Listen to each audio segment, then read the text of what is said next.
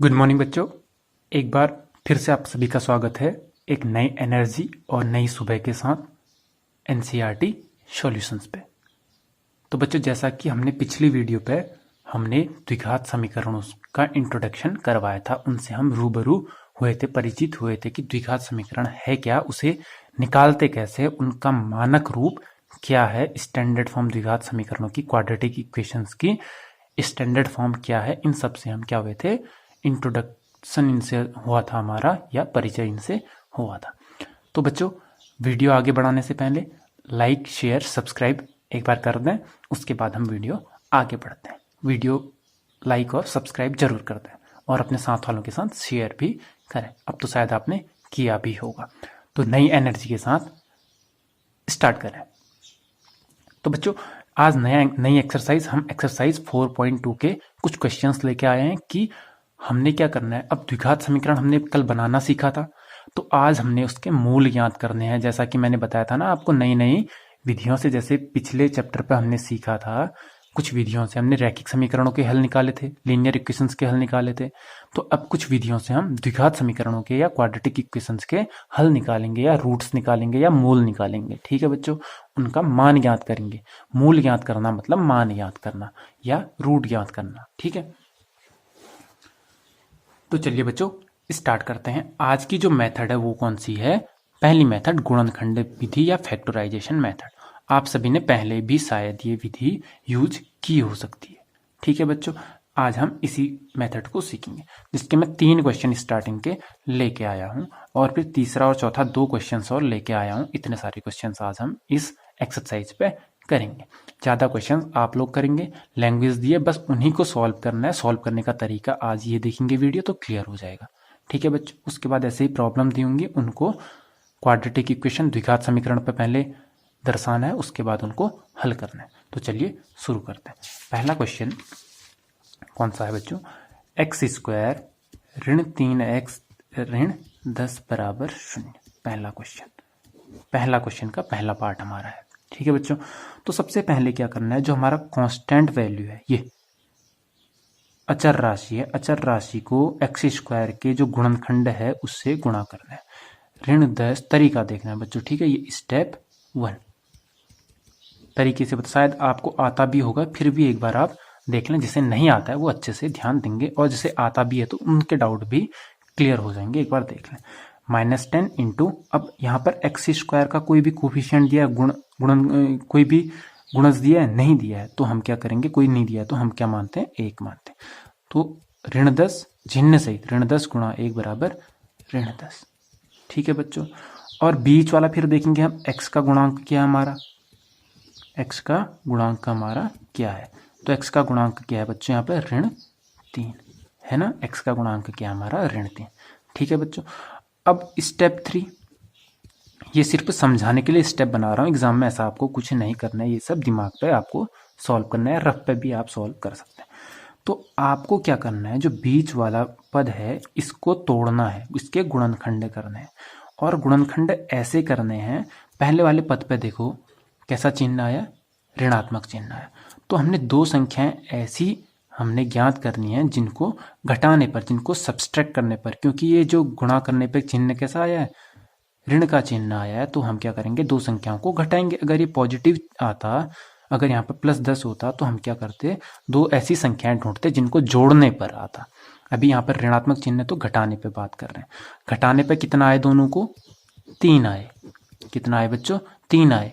और गुणा करने पर कितना आए, 10 आए। तो ऐसी 2 संख्याएं कौन सी हो सकती हैं, 3 से बड़ी, 5 और 2।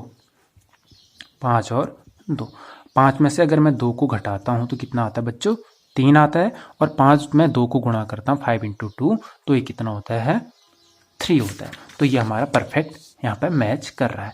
तो एक्स स्क्वायर, ऋण साइन, जो निगेटिव साइन है वो ऐसा ही, ऋण चिन्ह है ऐसा ही रहेगा। तो ये कितना हो गया, 5 ऋण 2।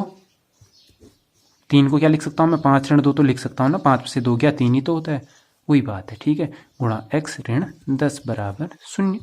एक्स स्क्वायर ब्रैकेट खोलना, वही ऋण चिन्ह से पहले एक एक को, ऋण 5 गुणा एक्स, ऋण 5x ऋण ऋण धन धन 2x ऋण 10 बराबर 0। फिर देखना है दोनों में कॉमन क्या है, दोनों में कौन सी उभयनिष्ठ राशि है हमने देखना है। तो दोनों में क्या है कॉमन, x कॉमन है, यहाँ पे भी x दिख रहा है, यहाँ पे भी x दिख रहा है, उसके अलावा तो कुछ दिख नहीं रहा है। यहाँ पे एक x बाहर कॉमन लिख लिया तो अंदर एक x और बच गया। फिर ऋण, यहाँ पे x तो बाहर लिख लिया, यहाँ पे क्या बच गया ऋण 5। धन, धन का चिन्ह था, धन लिख लिया। यहाँ पे दोनों में x तो कॉमन नहीं है ना, x तो इसी सी में, तो यहाँ पे दो दोनों में क्या है कॉमन है, 2 बाहर लिख लिया, यहाँ पे क्या बच गया x बच गया ऋण 5 बराबर 0। अब x ऋण 5 दोनों जगह दे है तो क्या बच गया x धन 2 और x ऋण 5। x ऋण 5 कॉमन ले लिया ना, फिर से हमने 2 पद थे हमारे, एक पद ये दूसरा पद ये, दोनों में x ऋण 5 दिख रहा था, x ऋण 5 हमने कॉमन ले लिया, यहाँ पर x ऋण 5 बाहर लिख लिया तो क्या बच गया x बच गया, यहाँ पे x ऋण 5 पूरा बाहर लिख लिया तो यहाँ पे क्या बच गया 2 बच गया। तो बच्चों यहाँ पर से x के कितने मान निकालेंगे 2, एक एक करके दोनों को हल करेंगे। x धन 2 बराबर, अगर ये पूरा दोनों क्या है गुणा में है, ये यहाँ जाएगा तो भाग में जाएगा तो 0 हो जाएगा पूरा, तो x धन 2 बराबर 0, एक कंडीशन, तो x बराबर धन 2 का ऋण 2 हो जाएगा। एक आंसर ये आ गया, एक रूट आ गया, रूट बोलें या मूल बोलें एक ही आ गया। दूसरा क्या कर सकते हैं, ऐसा भी तो कर सकते हैं, x ऋण 5 अपनी जगह पर है, हम इसे यहाँ भेज दें तो ये 0 हो जाएगा बराबर 0, x बराबर ऋण 5 का धन 5 हो गया। तो हमारे x के 2 मान आ गए या 2 रूट आ गए जो हमारे ये है। ठीक है बच्चों, ऐसे ही हमने दूसरा क्वेश्चन सॉल्व करते हैं। दूसरा क्वेश्चन है 2x² धन x ऋण 6 बराबर 0। पहला स्टेप वही दोनों को गुणा करने का, ऋण 6 गुणा 2 कितना हुआ ऋण 12 माइनस 6 इंटू 2। अब दो ऐसी संख्याएं देखनी है जिनको घटाने पे कितना है, क्योंकि निगेटिव साइन है ना, बीच का हमारा जो x का कोफिशिएंट है गुणज है वो कितना है 1 है, जो x का गुणांक है वो कितना है 1 है। तो हमने दो ऐसी संख्याएं ढूंढनी है जिनको घटाने पे कितना आए 1 आए और गुणा करने पे कितना आए 12 आए। तो 4 और 3 4 3 जा 12, 4 3 12 और 4 में से 3 को घटाऊंगा तो 1 भी आता है। तो 2x² धन 4 ऋण 3 गुणा x बराबर x ऋण 6 बराबर 0।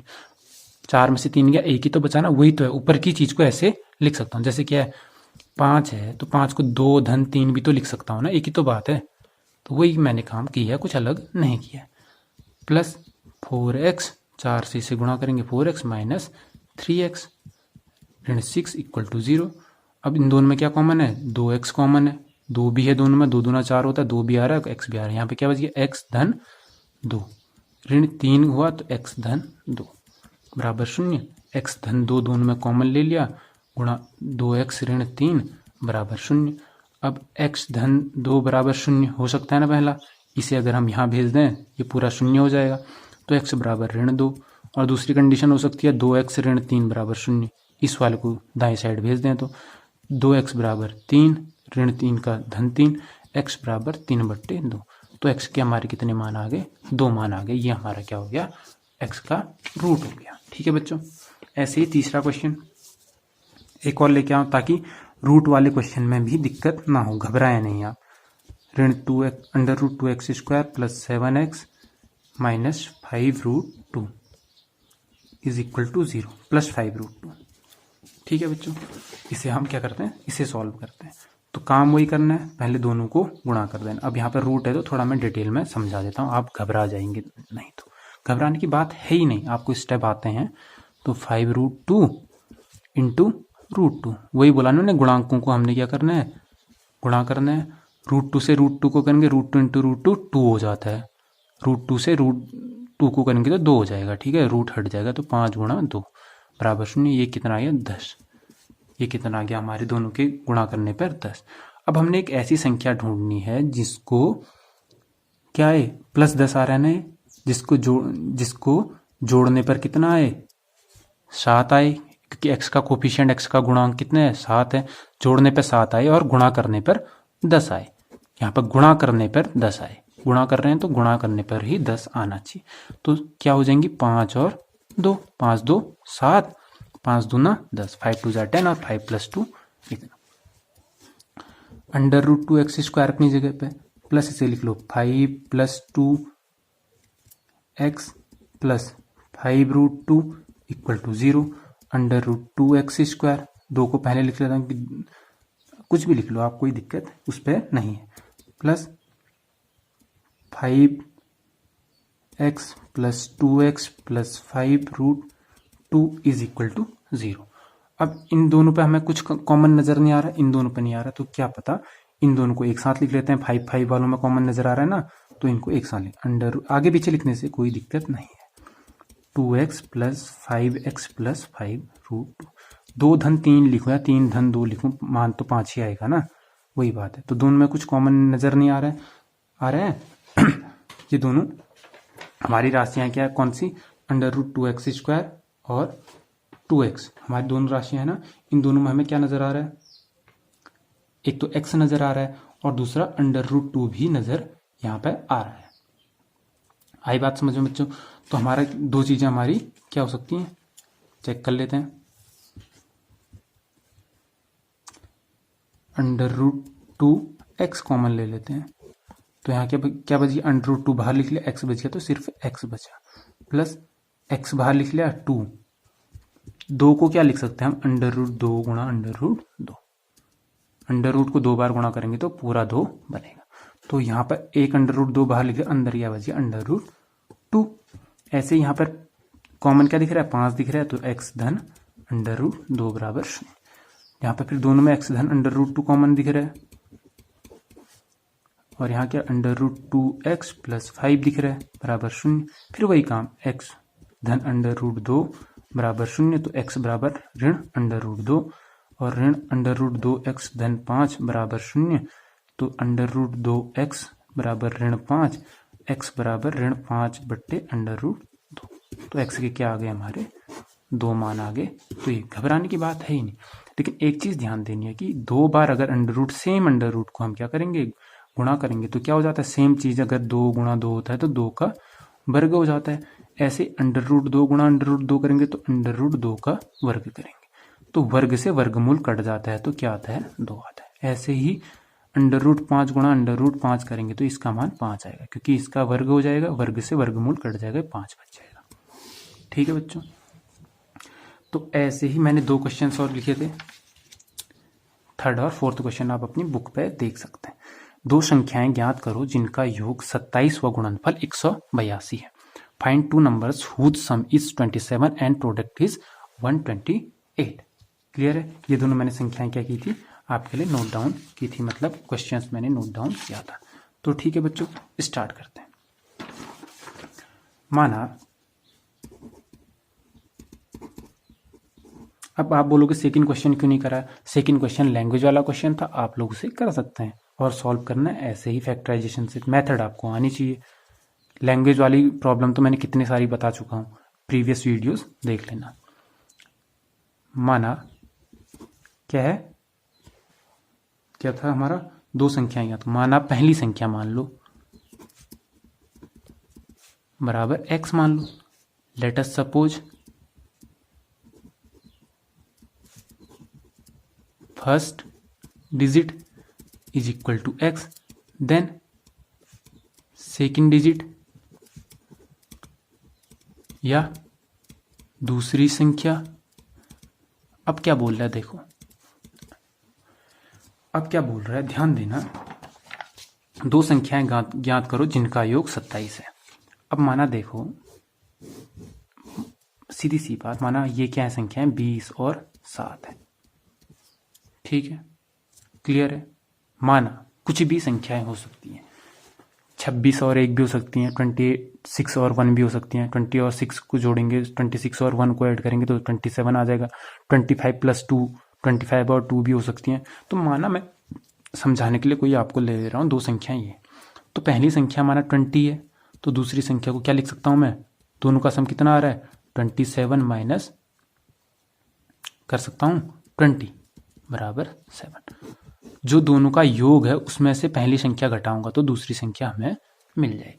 जैसे पहली संख्या 20 मानी, ठीक है, तो दूसरी संख्या में क्या करेंगे, जो दोनों का योग कितना आ रहा है, 27 आ रहा है, 27 में से पहली संख्या घटाऊंगा तो दूसरी संख्या आ जाएगी। तो यही काम यहाँ पर हमने x के रूप में करना है। तो दोनों का सम कितना आ रहा है, 27, तो दूसरी संख्या क्या होगी, 27 माइनस x। 27 में से पहली संख्या घटाऊंगा तो ये हमारी दूसरी संख्या आ जाएगी। ठीक है बच्चों, तो अकॉर्डिंग टू क्वेश्चन या प्रश्नानुसार। ठीक है बच्चों, ये देखो अब दोनों का क्या दिया है, प्रोडक्ट गुणनफल। x पहली संख्या, दूसरी संख्या 27 ऋण x, दोनों का गुणनफल कितना है 182, 182। सीधी सी बात, अब तो सरल हो गया। x गुणा 27, x into 27, 27x minus x square equal to 182। अब ये कितना हो गया, या तो राइट साइड में ले लो या लेफ्ट साइड में ले लो, एक ही बात है। एक्स स्क्वायर वाले को सबसे पहले, अब निगेटिव एक्स स्क्वायर लिख लिया, plus 27x minus 182 is equal to 0। इसे हमेशा प्लस करना है तो माइनस से हम गुणा कर देते हैं दोनों पक्षों में। ठीक है, तो कितना हो गया, माइनस से गुणा करेंगे तो ऋण से गुणा करने पर, ताकि आपको दिक्कत ना हो। ये लिखना नहीं है एग्जाम में आपको, ठीक है ना, from multiplying by negative sign. ठीक है, इंग्लिश वाले ऐसे लिख लेंगे। ये कितना हो गया, अब साइन चेंज हो जाएंगे, एक्स स्क्वायर ऋण 27x धन 182 बराबर 0। ठीक है, फिर वही काम करना है, फैक्टराइजेशन मेथड से इसके हमने मान ज्ञात कर लेना है। ठीक है, अब 182 इंटू एक्स, 182 इंटू 1, 182 ही हुआ, 182 गुणा 1, 182 हुआ। अब देखना है दो संख्याओं को जोड़ने पर कितना आए, 27 आए, गुणा करने पर कितना आए, क्योंकि 182 इंटू 1 क्या था, तो गुणा करने पर ही हमारा मान इतना आना चाहिए। तो ऐसी दो संख्याएं आप घर पे ट्राई करते रहेंगे। दो संख्याएं हैं 13 और 14, 13 और 14 को जोड़ेंगे 27 होता है, इन दोनों का मल्टीप्लीकेशन 182 होता है, is equal to 0। X square minus 13x plus minus 14x plus 182 is equal to 0। तो यहां पे क्या बच गया, x कॉमन है, x ऋण 13 ऋण 14 कॉमन ले लो, x ऋण 13 बराबर 0, x ऋण 13 और x ऋण 14 बराबर 0। x ऋण 13 दोनों में कॉमन था, कॉमन लिख लिया तो ये हो गया। तो x बराबर 13, इसे अगर मैं क्या करूं, शून्य कर देता हूं तो x ऋण 13 तो यहां जाके धन 13 हो जाएगा। ऐसे x बराबर 14, इसे अगर शून्य कर देता हूं तो x ऋण 14 बराबर 0 है, तो x बराबर 14 हो जाएगा। तो x के हमारे दो मान आ गए। या तो पहली संख्या हमारी क्या होगी, 13 है तो दूसरी संख्या हमारी 14 होगी, अगर पहली संख्या 14 है तो दूसरी संख्या हमारी 13 होगी, जो हमारा आंसर हो गया। कोई डाउट है यहाँ पर तक? कोई? तो बच्चों एक और क्वेश्चन मैं लेके आया हूँ, फोर्थ क्वेश्चन। दो क्रमागत संख्याएं ज्ञात करो जिनके वर्गों का योगफल 365 है। Find two consecutive numbers sum of whose squares is 365। तो देखते हैं बच्चों, इसे सॉल्व करते हैं। वही काम करना है।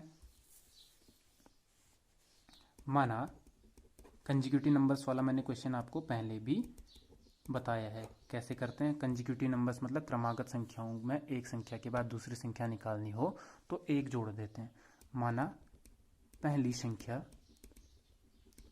बराबर x, इसलिए दूसरी संख्या, दूसरी क्रमागत संख्या बराबर x धन 1। लेट अस सपोज, इंग्लिश पे भी लिख देता हूं, first digit is equal to x, then second consecutive digit is equal to x plus 1। therefore according to question, प्रश्न के अनुसार या प्रश्नानुसार, ठीक है ना, प्रश्नानुसार क्या बोल रहा है, इनके वर्गों का, इनके स्क्वायर्स का सम जो आ रहा है वो कितना आ रहा है, 365 आ रहा है। तो क्या हो गया, इसका स्क्वायर, पहली संख्या क्या है, x है, x का स्क्वायर, वर्ग मतलब x का वर्ग, धन दूसरी संख्या का वर्ग, दूसरी संख्या क्या है, x धन 1, इसका वर्ग कितना, इन दोनों का जो योगफल है कितना आ रहा है, 365 आ रहा है। तो इसे हल कर देते हैं, कोई बड़ी बात नहीं है। धन एक्स स्क्वायर धन 1 धन 2x बराबर 365। एक्स स्क्वायर और x square 2x square plus 2x plus 1 minus 365 is equal to 0। ये 365 धनात्मक था, यहाँ ऋणात्मक हो गया। 2x स्क्वायर धन 2x ऋण 364 बराबर 0। अब दोनों में, तीनों में दो क्या है, कॉमन है, तो 2 से भाग कर देता हूँ। समीकरण के दोनों पक्षों में ताकि हल करने पर और आसान, छोटी डिजिट, जितना छोटा डिजिट हो सके उतना छोटे में करना चाहिए हमें सॉल्व। 2 से भाग देने पर on dividing both sides by 2, तो कितना 2 से 2 कटा एक्स स्क्वायर प्लस 2 से 2 कटा एक्स ऋण 182 बराबर 0। ये कितना 2 1 जा 2, 2 8 जा 16, 2 2 जा 4। 2 से क्या कर दिया हमने, दोनों तीनों में भाग दे दिया। 0 को किसी से भी भाग दें फर्क नहीं पड़ता। तो बच्चों इसे मैं आगे को ज़्यादा सॉल्व नहीं करना चाहूँगा, क्योंकि शायद ये ऐसी ही इक्वेशन आ गई जैसे अभी हमने थोड़ी देर पहले हमने हल किया हुआ था। आया ना, शायद वैसे ही आ रहा है। अच्छा नहीं, अलग आ रहा है, ठीक है। तो इसे हम हल कर लेते हैं, कोई बड़ी बात नहीं है। लगभग वैसा ही है, बस थोड़ा सा साइन का अंतर है। ठीक है बच्चों, यहाँ पर हमें ध्यान देना, साइन का अंतर है और बीच का डिजिट भी क्या हमारा अलग है। तो कोई बात नहीं, हम वही सॉल्व करते हैं। -182 इंटू 1, पहला तरीका वही, बराबर -182 -182। अब हमने देखना है कि दो संख्याएं जिनको गुणा करने पर कितना आए, 182 आए, 182 आए। ठीक है, और घटाने पर कितने, क्योंकि साइन कैसा है यहाँ पे, चिन्ह, गुणा करने पर कैसा चिन्ह है, ऋणात्मक चिन्ह है, तो घटाने पर कितना आए, धन का 1 आए। तो वही एक्स स्क्वायर धन, अभी 182 के हमने गुणनखंड किए थे, 14 ऋण 13 एक्स बराबर ऋण 182 बराबर 0। 14 और 13 को गुणा करेंगे तो 182 आएगा, 14 और 13 को मल्टीप्लाई करेंगे 182 आएगा, सब्सट्रैक्ट करेंगे तो 1 आता है। ठीक है, तो x square plus 14x minus 13x minus 182 is equal to 0। दोनों में कॉमन x है, x धन 14 बच गया, यहाँ पे ऋण 13 कॉमन है, x धन 14 यहाँ पे भी बच गया, x धन 14 दोनों में कॉमन है, तो क्या बच गया अंदर, x ऋण 13 बराबर 0। तो x धन 14 बराबर 0 करने पर x का मान कितना आ गया, ऋण 14, और x ऋण 13 बराबर 0 करने पर x का मान कितना आ गया, 13। ठीक है, अब धनात्मक संख्याएं बोली हैं तो हमारा मान ऋणात्मक वाला हम मान नहीं लेंगे, धनात्मक वाला मान लेंगे। तो पहली संख्या हमारी 13 हो गई, तो दूसरी संख्या हमारी 14 हो गई। 13 + 1 14, 13 में 1 जोड़ेंगे तो 14। ठीक है बच्चे, यहाँ पर तो कोई डाउट है नहीं। तो ये हमने आज 2-4 क्वेश्चन किए मल्टीप्लिकेशन मेथड, फैक्टराइजेशन मेथड या गुणनखंड विधि। इससे आपको गुणनखंड विधि सीखने को मिल गई होगी। ज़्यादा बचे क्वेश्चंस को आप लोग सॉल्व करेंगे घर में, और तब तक के लिए फैक्टराइजेशन मेथड के आप सारे क्वेश्चन सॉल्व करेंगे कल तक। ठीक है बच्चों, मिलते हैं एक नई वीडियो के साथ और नई एनर्जी के साथ। तब तक के लिए टेक केयर बच्चों, लाइक शेयर और सब्सक्राइब करना ना भूलें, और बेल आइकन भी जरूर दबाएं। थैंक यू बच्चों।